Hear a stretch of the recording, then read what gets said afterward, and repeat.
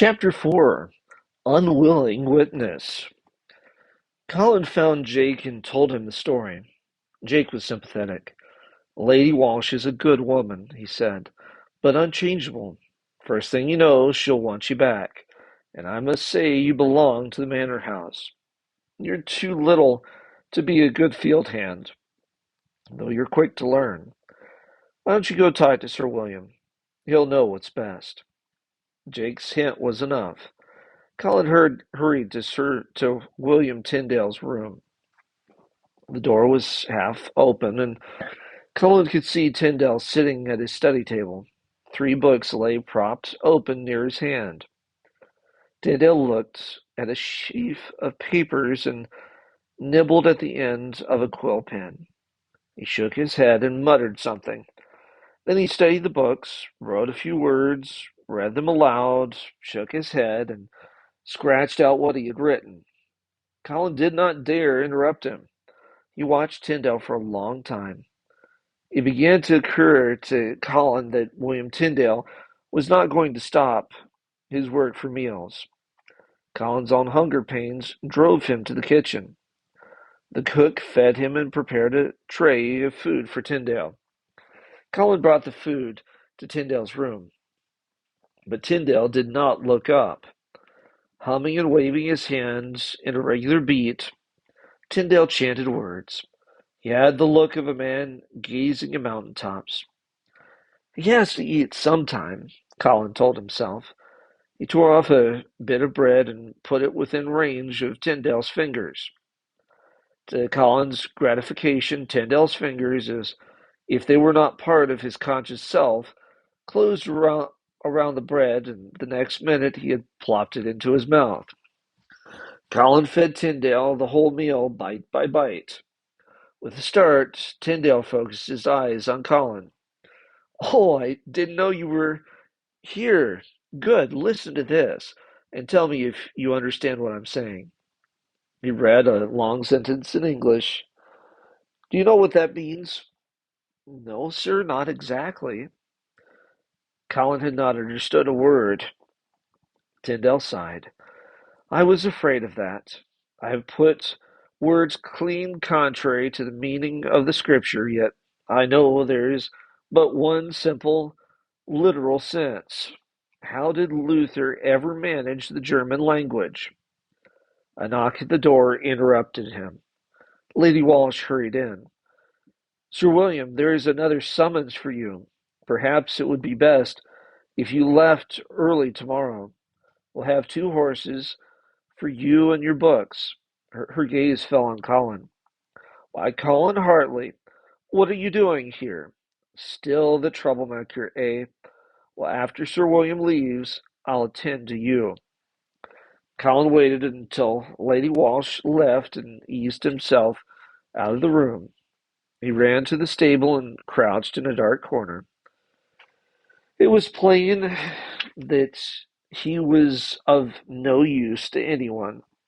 Hugging his knees, Colin brooded for a long time. There must be something worthwhile he could do.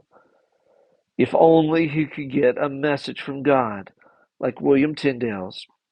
Colin looked up hopefully, remembering how Tyndale had looked when he received the inspiration to translate the Bible.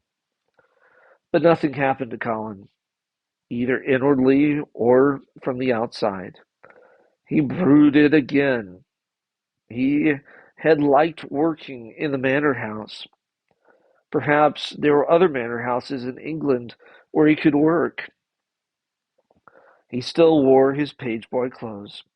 In a flash, he knew what he was going to do. He would run away. That must be God's message to him. Exhausted, Colin curled up and went to sleep, waking when someone shook him by the shoulder. He looked up into Jake's homely, concerned face. Colin, what are you doing here? Sir William is leaving. Lady Walsh has been looking for you. Colin's pulse thudded. Jerking free, he dashed for the doorway and ran right into Sir John, Lady Walsh, and William Tyndale. Sir John's dogs barked and leaped toward Colin. Sir John quieted them with a thick walking stick. Colin felt a new fear. Was Sir John going to beat him in front of William Tyndale? More than ever, Colin determined to run away, but still he had disobeyed Lady Walsh. He would have to put things right before he left. I'm sorry I went into the house again, Lady Walsh. I asked the cook for something to eat and then took a tray to Sir William because he forgot to eat, and to his surprise, Lady Walsh laughed.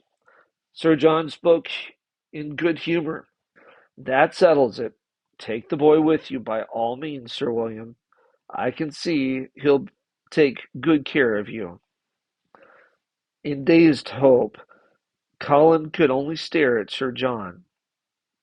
I wash my hands of you, Colin, Lady Walsh said, but she did not sound cross. Perhaps he doesn't want to go with me, Tyndale suggested. Do I? The words came out in such a yelp of excitement that Sir John's dog started to bark. Jake brought up two horses and tightened the pack saddles on each. Take good care of Sir William, he whispered. He's a man of God. A few moments later, Colin and William Tyndale mounted the horses. Colin turned for a last look at Little Sodbury. Its sharply angled gables, gray roofs, and gray walls stood stark against the sky as if it had been forced out of the rocky ground. Tyndale stared out over the valley and then turned to Colin. We have many days of travel ahead. Since we didn't get up to the old Roman fort for your Latin studies, we can start now. In the next few days of travel, Colin learned many Latin words. One day, at the noon rest, Colin remembered his impulse to run away. Would God ever tell a person to do something wrong? He blurted. No, Colin. God does not tell you to do something wrong. But sometimes man misunderstands his message. Colin felt better, but he was not quite satisfied. Then how can you tell it's God's giving the message? Colin hesitated, then told Tyndale of his impulse. Wasn't God telling me to run away? Tyndale answered with a question of his own. Do you feel good about running away? No. Colin reflected for a moment. You mean if God is with you, you feel good even if you have troubles? Tyndale smiled agreement and gave the signal to mount the horses. Colin smiled, too ready to tackle the afternoon's Latin lesson. The day came when William Tyndale pointed out a ring of walls several miles ahead. There's London. Beyond the gates of the city, Colin could see gardens, fields, and moors rimmed with wooded slopes and thick woods. Once through the city gates, city life burst all round Colin. The noises, sights, and smells made him dizzy. Thick timbered buildings hunched over him. The narrow streets were filled with people jostling each other as they came and went. On all sides, Colin heard sounds, some harsh, some pleasant. Carpenters sawed lumber. Weavers' shuttles clicked and clacked. Blacksmiths' anvils rang. Coppersmiths pounded kettles into shape. But it was the smell of London that bothered Colin most. No matter how he twisted, turned, or stood tall, he could not rid his nostrils of the smell of rotting vegetables and other refuse. Then he sniffed a savory smell coming from a tiny shop opening on the sidewalk. A cook at a broth called out, Hot pies, hot pies. Colin stood so long watching that Tyndale laughed and bought each of them a pie. Later, Tyndale entered a snug little inn while Colin stood outside with the horses. The landlord bustled out, and after a searching glance at Colin's and Tyndale's dusty clothes and travel-weary horses, refused to handle the money Tyndale held out. Instead, he motioned Colin and Tyndale inside, pointed to a pot of vinegar, and signaled Tyndale to drop the money in it. "Prevents plague," the landlord said. "We haven't had it lately, but a body never knows what travelers will bring with them." The landlord's haughty air made Colin uncomfortable. Then William Tyndale took out his letters of introduction with their magnificent waxed seals. The landlord's eyes widened. "I'm going to preach here in London. I don't know just where yet," Tyndale said. When he asked where the Bishop of London's palace was, the landlord beamed, bowed, and rubbed his hands.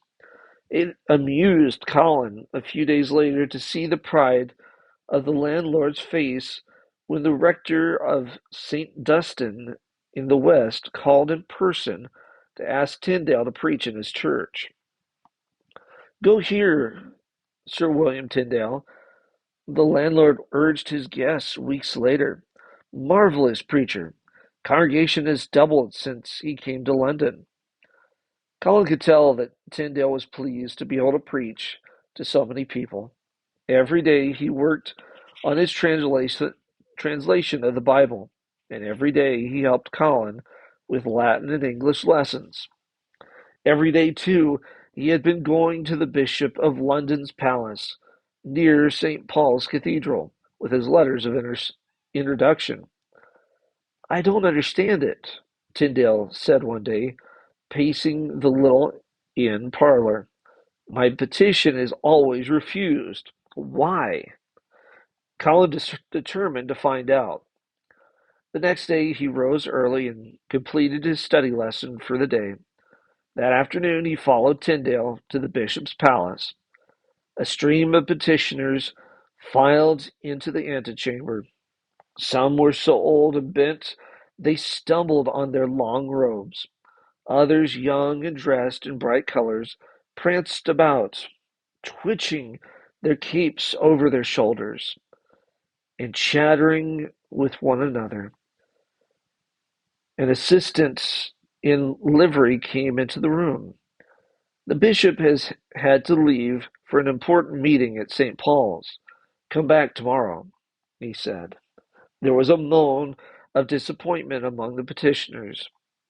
Colin hurried out before Tyndale could have a chance to see him. Outside in the courtyard, a richly dressed, portly man mounted a horse covered with gold spangles. It could only be the bishop himself. Colin wove his way through the crowd and followed the bishop, who was accompanied by a group of men on horseback. In the streets, people bowed and made way for the procession. At St. Paul's Cathedral, the men dismounted and went inside. The nave of the church was thronged with pilgrims buying souvenirs at little stalls tucked between stone niches. And Colin soon lost sight of the bishop and his party. Fascinated, Colin watched the crowd buying, selling, and talking. He wondered about until a shrill whistle caught his attention. It seemed to come from his feet. He looked down. A boy about his same age, with tangled dark hair, intense eyes, squatted under the arch of a stone column. The boy grinned in such an easy, impudent, knowing, and friendly way that Colin grinned back. The boy beckoned and said something Colin could not understand. "I've been watching you," the boy said in English. "You're new here." "How can you tell?" Colin was genuinely astonished, for in his page's dress he felt quite in keeping with the native Londoners in their bright clothes. The boy tapped the pavement with a hooked stick. I can tell by the way you gawk at things. He cranes his neck back, widened his eyes, and let his mouth drop open in such a foolish imitation that Colin laughed in spite of himself. What language were you speaking at first? Oh, that's German. My mother is German, the boy said shortly. His eyes never ceased a restless scanning of the crowd. A young man tossed an apple core away. The boy pounced on it, took one bite, and put the rest of the core in a little sack at his waist, tucking it in a black velvet purse out of sight. He's hungry, Colin thought, but why didn't he eat it all? The boy wriggled his stick, snagged a white lace handkerchief from a young dandy sleeve, and tucked it into his ragged shirt. Colin noticed the boy's waist bulged. The boy must be a thief. Bet you couldn't do that in 100 years, the boy laughed. Why did you do it? But why did you do it? That's stealing, Colin said. What do you mean, stealing? Someone's old apple core. I'm hungry, and he didn't want it. A look of brooding sadness crossed the boy's face. No, not the apple core, Colin said. The fine lace handkerchief in that velvet purse I saw you hide. Wouldn't you be punished if you got caught? Beaten within an inch of my life. The boy sounded cheerful now. Those fools, they deserve to lose their fine lace, and their purses too. They don't have to worry about what they're going to eat. In particular, hardened bitterness crept into his voice. Then he grinned again. I'll teach you how if you like. It's quite an art, but you look quick. Thank you, but I couldn't, Colin said. It's against the commandments. Against what? The other boy stared at Colin. Why don't you stay with me and post yourself across the way? I'll teach you how to speak German and no one will understand us. I can understand your signals that way. Between us, we could clean out 50 people a day. Colin, shocked yet intrigued, did not know what to say. What's your name? He asked. What do you think? Taken aback, Colin could only stare. How could I possibly know? Well, where are we? St. Paul's Cathedral. Then what's my name? St. Paul? The boy rocked with laughter. No, I'm no saint. Saints look like this. He folded his hands on his chest and rolled his eyes back until the whites showed. Then your name must be Paul. That's right. What's yours? Colin Hartley. A commotion stirred through the crowd, swirling past. A woman with a sharp nose pointed toward Paul. There he is, Constable. That little boy over there. Paul jumped up. A crafty, hunted expression crossed his face. He tossed the velvet purse to Colin. Here, take this. Run the other way. Paul disappeared in the crowd. Colin saw the constable approach. The woman flung herself toward Colin. This boy must be an accomplice. Look, he's holding my purse. She grabbed the bag. Cane him right here. That'll teach him to steal. Before he quite knew what was happening, Colin felt a thwack across his shoulder. The constable laid on the blows thick and fast, pausing only because a procession was coming out of the cathedral. Colin glimpsed the Bishop of London himself, looking at the scene with an amused smile. Whose page boy is this? The bishop asked. Your Reverence, the sharp-nosed woman said, this boy was caught stealing my purse. Yes, yes, and now you have it back. Whose page is he?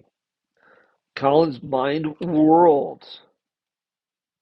He did not dare mention William Tyndale's name. The bishop would never listen to a man whose page boy had disgraced him in public. Colin hung his head and said nothing. The bishop moved on. Find out, John, he told an assistant. Colin looked up. A red-bearded young man stared at him first in puzzlement. Then, with growing recognition, the bishop's assistant was John Teeson, William Tyndale's former student, the spy of Cardinal Wolsey.